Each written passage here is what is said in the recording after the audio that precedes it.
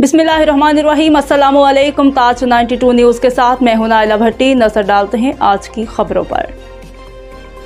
टंडू अलाहियार से district bureau chief Tariq Hamid Abbasi की खबर शामिल करते हैं। पाकिस्तान तहरीक इंसाफ के कारकुनान का एहतजाज और आवाम की दुआएं रंग ले आई। सिंध असम्बली के अपोजिशन लीडर हलीम आदिल शेख रहा।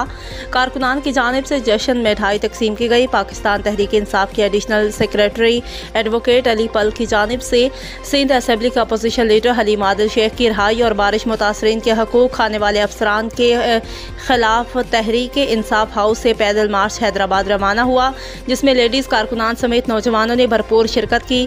पाकिस्तान तहरीक इंसाफ का पैदल मार्च टंडू जाम पहुंचने पर इत्तला मौसूल हुई कि अदालत से हलीम आदिल शेख की जमानत हो चुकी है और उन्हें रिहा कर दिया गया है, जिस पर पैदल मार्च ने टंडू जाम प्रेस क्लब के सामने अपना पैदल मार्च को खत्म करके मार्च को जश्न में तब्दील कर दिया और कारकुनान में मिठाई भी तकसीम की गई। स्क्रबर लाए हैं आपके लिए, इंतहाई जबरदस्त प्रोडक्ट है, पूरे पाकिस्तान में डिलीवरी है, ये वॉशेबल है, ये रीयूजेबल है, इंतहाई जबरदस्त झाग बनाता है और बदन के किसी भी हिस्से पर हाथ नहीं पहुंचता तो ये वहां की सफाई भी करता है।